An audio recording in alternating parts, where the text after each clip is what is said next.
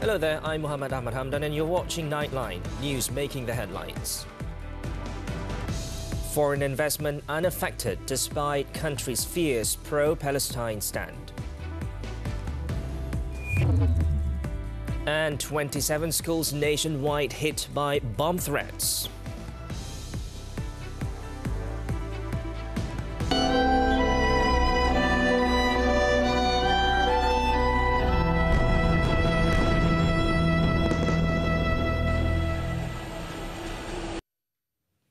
Good morning. We begin with this headlining story. Malaysia's strong view on Palestine will not affect the economy or foreign investments.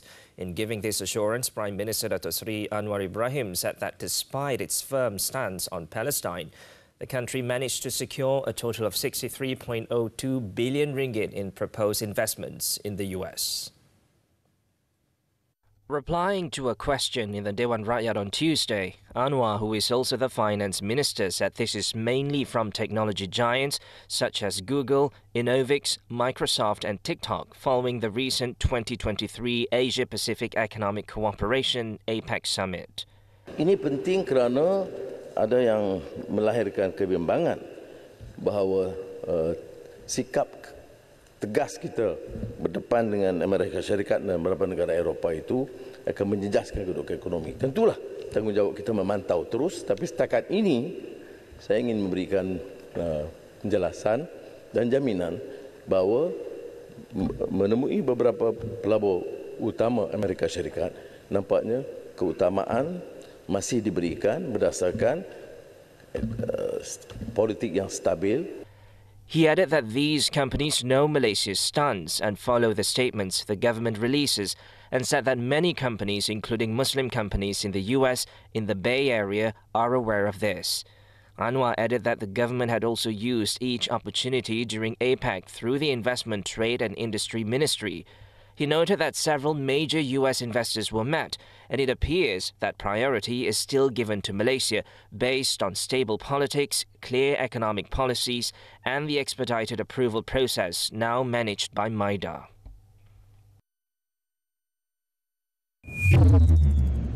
The Prime Minister, meanwhile, said that Islamic countries at the recent emergency summit of the Organization of Islamic Cooperation, OIC, refused to accept Palestinian people. It follows a proposal for neighboring countries such as Jordan and Egypt to take in Palestinian refugees, which all OIC countries disagreed. Kerana ini hanya memberikan ruang kepada Israel untuk terus menceroboh dan menakluki Gaza. Yang dilakukan oleh Emirat Arab Bersatu adalah mengambil yang sakit parah, terutama bayi dan anak-anak kecil untuk rawatan di Abu Dhabi atau di Dubai. He added that the government also welcomed the move by the Arab Peace Initiative to take in Palestinians who were seriously injured as a result of the bombing in Gaza. On another note, the Prime Minister said he will hold talks with the Federal Territories Mufti to allow Coldplay's concert slated for Wednesday to continue as planned in Kuala Lumpur. He said this was in view of the fact that there were lobbyists from a movement supporting Palestinians who supported the concert, while there were other parties who suggested that the concert be called off. Saya akan bincang dengan Mufti apakah keadaan ini kerana ada pelobi-pelobi dari gerakan Palestin yang menyokong dan memberikan pandangan kepada Menteri Luar dan juga kepada pejabat saya, menyatakan mengapa dihalang kumpulan yang menyokong perjuangan Palestin daripada meneruskan pertunjukan. He was replying to a question in the August House regarding the government's stance on the concert, since FD Mufti Datuk Luqman Abdullah had advised that the concert be called off as it would not benefit society. Several other parties had also called for the concert to be cancelled out of respect for the situation in Gaza, Palestine. A crowd of 85,000 is expected to fill the Bukit Jalil National Stadium for the British band. Now, as the attack on the besieged Gaza Strip entered day 46 on Tuesday, some 100 Palestinian patients were evacuated from the bombarded Indonesian hospital in the north to Nasir Hospital in the south, as hospitals in the areas are now completely out of service due to lack of fuel and Zionist violence. According to local media, the evacuation was carried out in coordination with the International Committee of the Red Cross. Gaza's health ministry spokesperson Ashraf Al-Qudra said more than 400 injured people are still inside the hospital, in addition to about 200 medical staff and more than 2,000 others taking refuge. He added that the Zionist regime has put those inside the hospital in a circle of death, targeting anybody who moves around the hospital or inside it. Since the beginning of the Zionist rampage, more than 13,300 people have been killed. In other news, Hamas said on Tuesday that a truce agreement with Israel was near, even though the Zionist rampage on Gaza showed no sign of abating. Its chief, Ismail Haniyeh, said in a statement that the group delivered its response to Qatari mediators in the ongoing talks. A Qatari official also confirmed that negotiations are at their closest point and have reached the final stage.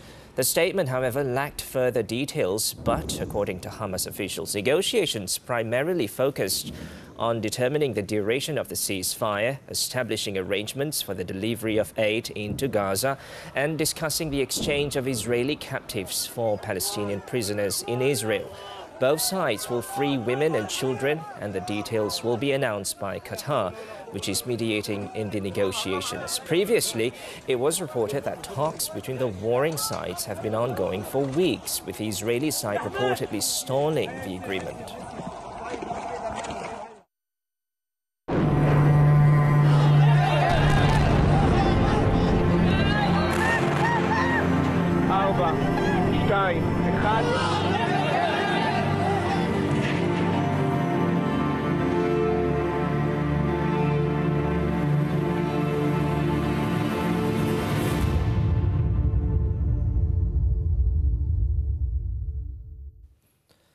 A total of 27 schools, including international schools in 8 states, received hoax bomb threats on Tuesday morning.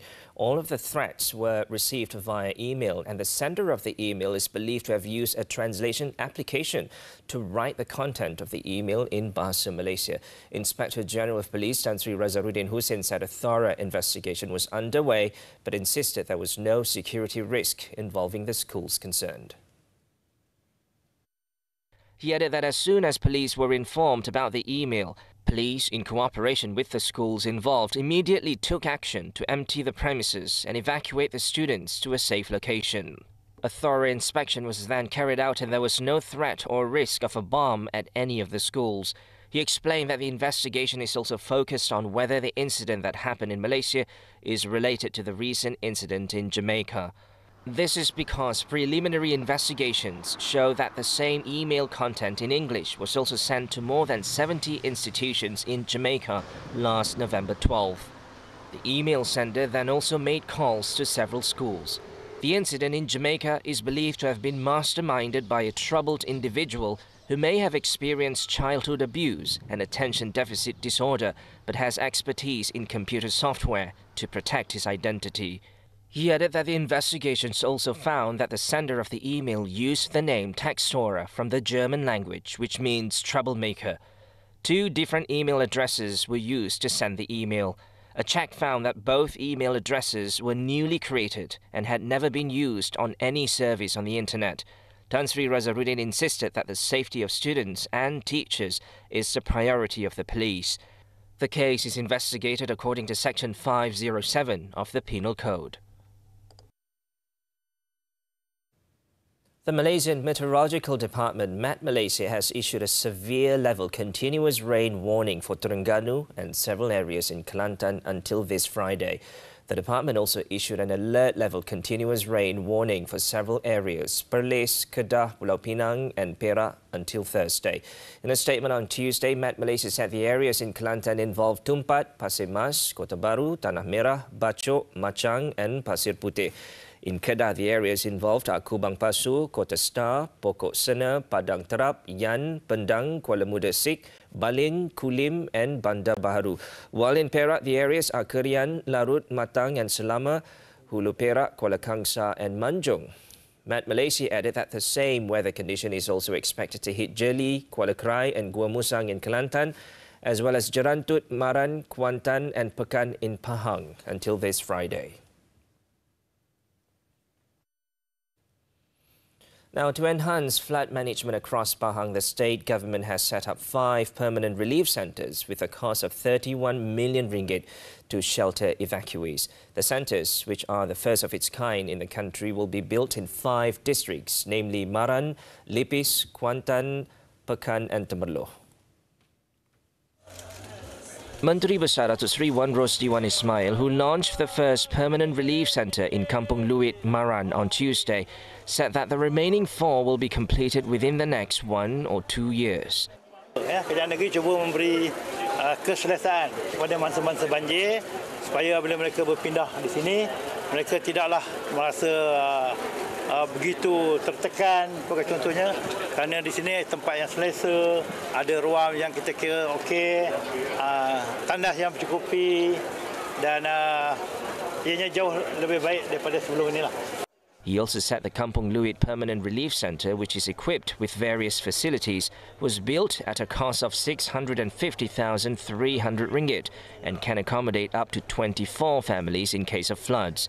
He added that this is also to ensure the well-being of the people are taken care of, as floods are common occurrences in Pahang.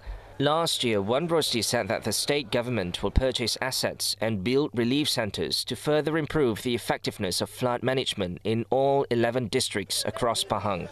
The construction of 5 helipads were among other measures in place to enhance the state's flood management efforts.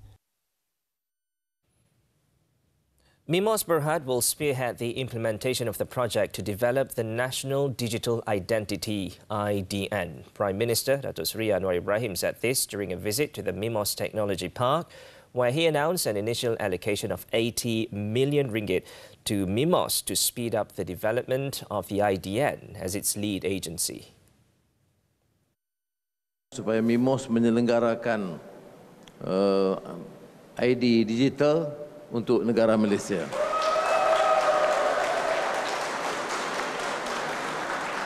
Dan tentunya ini satu petanda keyakinan dan terima kasih kepada seluruh keluarga Mimos kerana ini bukan satu kerja 1-2 pakar tapi seluruh tenaga.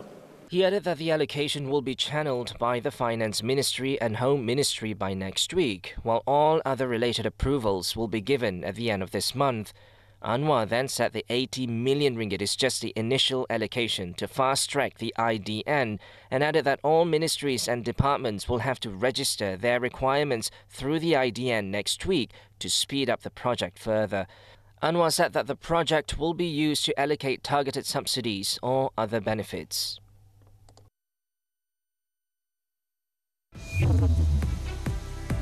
"41 trapped Indian tunnel workers seen on video for first time." News from the Foreign Front when we return.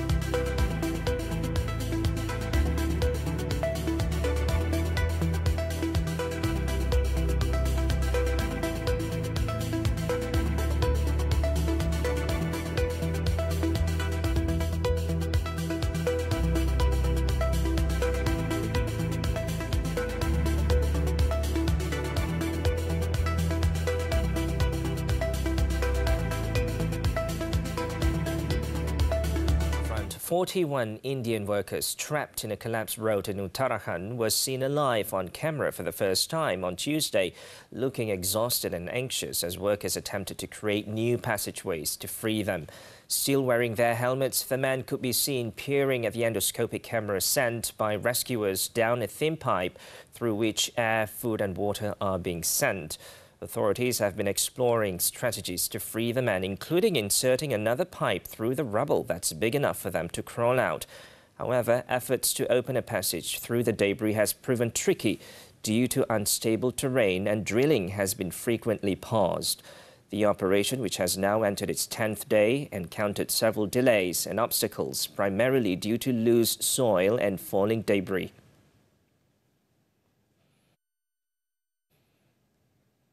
In the U.S., at least 4 people were wounded after a shooter opened fire at a Walmart store in Beaver Creek, Ohio, before taking his own life on Monday night. Beaver Creek officials said the suspect, described only as male, entered the store at about 8:35 p.m. local time and shot 4 people before turning the gun on himself. It was reported that the gunman died from the self-inflicted gunshot wound. The victims, in the meantime, were taken to area hospitals for treatment, but their conditions are unknown. So far, a motive for the attack and other details were not immediately released.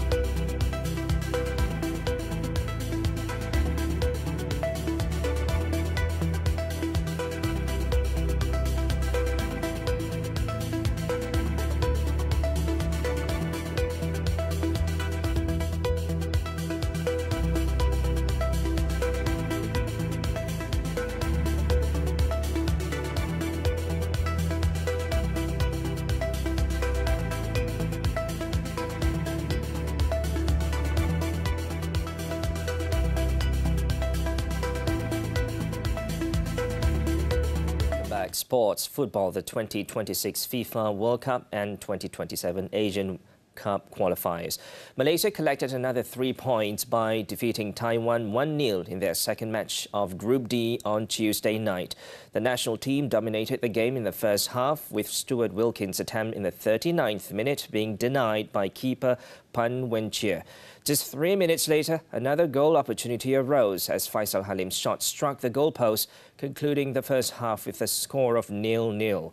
Malaysia continued its dominance in the second half, making several attempts that either missed the target or were thwarted until substitute Darren Lock broke the deadlock with a tap-in the 73rd minute.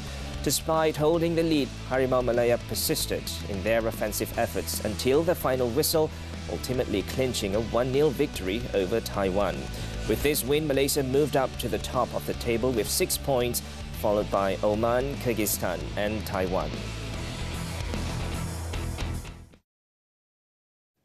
And on to badminton now. The 2023 China Masters national men's doubles pair Aaron Chia So Woo-yik and Man Wei-chong Ti Kai-wun are safely through to the second round on Tuesday. World number 2 Aaron Woo-yik defeated independent compatriots and world number 11 Ong Yu-sin Teo Yi 21-15, 21-15 in the first round. The pair, who won the Denmark Open crown last month, will next take on either recently crowned Japan Masters champions He Jiting, Ren Xiangyu, or another Chinese pair Tan Qiang, Zhou Hudong in the second round. Also through to the second round was Wei Chong Kai-wun, who fought hard to beat South Korea's Jin Yong Na Sung-seong. The duo took the first set 21-11 before the South Korean pair claimed the second with a 15-21 win. Wei Chong Kai-wun, however, clawed their way back and sealed the match with a 21-17 victory to set up a meeting with either home masters Liu Yuchen Ui Xuanyi or Indonesia's Shohibul Fikri Bagas Maulana. Meanwhile, it was the end of the road for Goh Zefei, Nur Izzuddin Rumsani and mixed doubles pair Chen Tangjie, To Yi Wei. Zefei Izzuddin went down fighting 23-21, 22-24, 19-21 to Japan's Akira Koga Taichi Saito, while Tangjie Yi Wei lost out 18-21, 18-21 to Indonesia's Rinov Rivaldi Pita Haningtyas.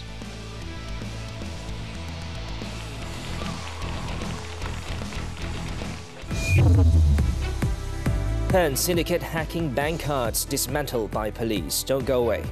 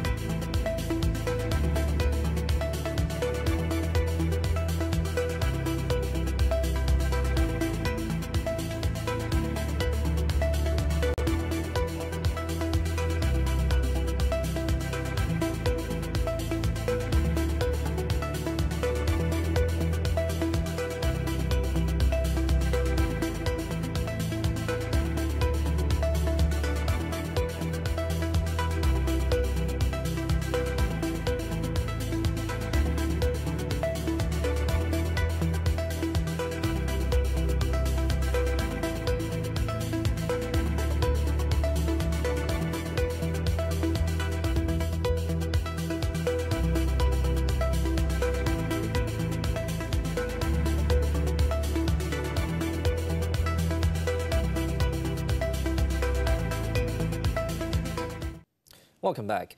In Pahang, police have crippled a syndicate which hacked the bank cards of individuals in 4 Middle Eastern countries. State Police Chief Datuk Seri Yahaya Othman said this follows the arrest of 2 men, a 23-year-old man from Selangor and a 24-year-old man from China, in a raid at a house in Kuantan last Friday. In the operation around 4 a.m., police seized 94 iPhones, 3 computers and 14 mobile digital payment devices. Based on initial investigations, the syndicate has been active since the middle of this year and raking in up to 30,000 ringgit a day by targeting victims in Saudi Arabia, Turkey, Qatar and Kuwait. The suspects used a fake website to promote goods, attracting victims to buy and register their credit or debit card details before hacking their bank accounts. Authorities are still working out the total losses since the transactions involved overseas and Malaysian banks. Police are also still tracking down other individuals involved in the syndicate. Both suspects have been remanded to facilitate investigations under the Penal Code. Kita ada banyak penjenayah tapi tidak ada penjenayah yang daring yang sanggup nak bunuh ketua polis. Dari tingkap dia tembak. Tembak. Otak Cina mau bunuh dia. Perkataan Cina, orang Cina, berotak maknanya tak ada kerja. Asal barang jadi duit, botak Cina akan sampai. Fail Mahkamah, Rabu 9 malam di TV3 dan stream secara HD ditonton. In Malacca, police have crippled a drug distribution syndicate following the seizure of drugs worth 6.94 million ringgit in two separate raids last Saturday. 3 local men were also arrested during the operation conducted on the North-South Expressway and Jinjiang, Kuala Lumpur. State Police Chief Datuk Zainul Sama said that the first arrest took place at kilometre 206 of the highway heading south at 2:45 p.m. A 27-year-old suspect was nabbed, together with over 10 kilograms of shabu, worth more than 342,000 ringgit, found in the back seat and boot of his car. This led authorities to a house in Jinjiang where 2 other men, aged 46 and 51, were detained at 8:30 p.m. on the same day. Police also found 67 kilograms of ecstasy pills, 103,700 Aramin 5 pills, and 26 kilograms of shabu hidden in Chinese tea packs, all valued at over 6.6 million ringgit. It was believed that the syndicate had been active since early this year and used the house to store the drugs. Also seized were a Volkswagen car, cash, jewellery and luxury watches with a total estimated value of 177,000 ringgit. All the suspects have been remanded for a week until Saturday, and the case is being investigated under the Dangerous Drugs Act.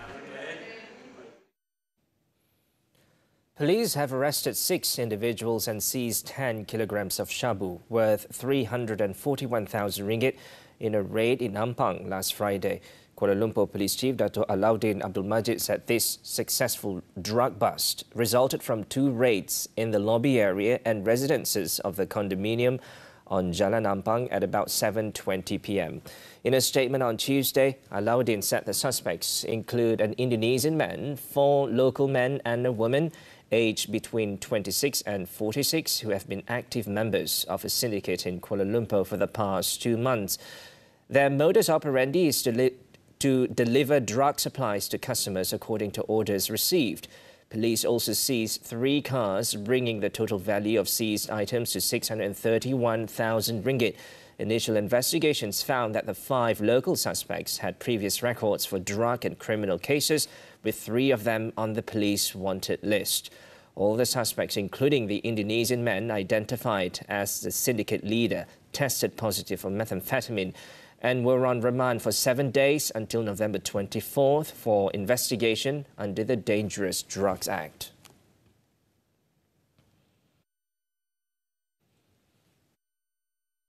Lastly, the Immigration Department has crippled a passport forging syndicate led by a Bangladeshi man.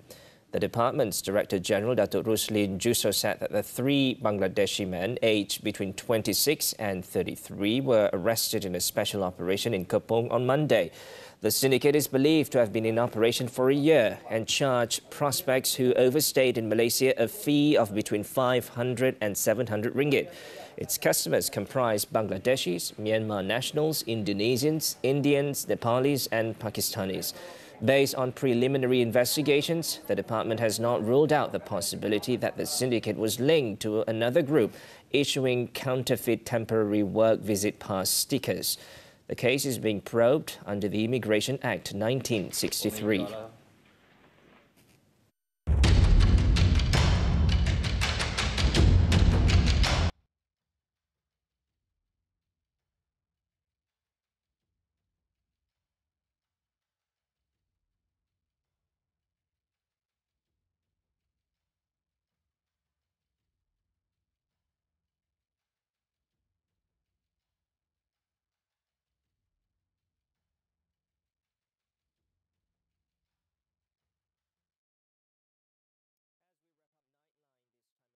take a look as celestial stars dazzle at Astra Lumina in New York City's Queens Botanical Garden.